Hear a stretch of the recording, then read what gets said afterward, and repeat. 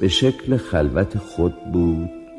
و عاشقانه ترین انحنای وقت خودش را برای آینه تفسیر کرد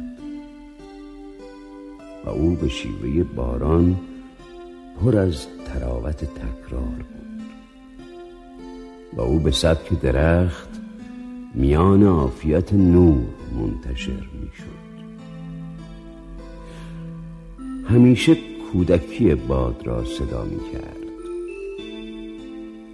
همیشه رشته صحبت را به چفت آب گره می زد.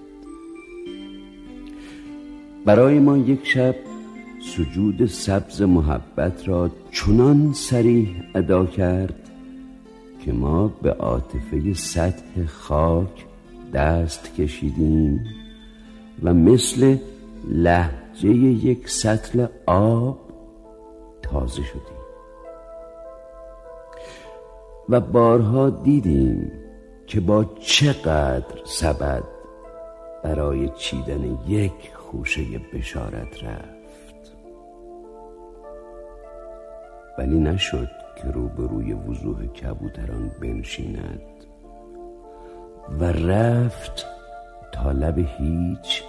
و پشت حوصله نورها دراز کشید و هیچ فکر نکرد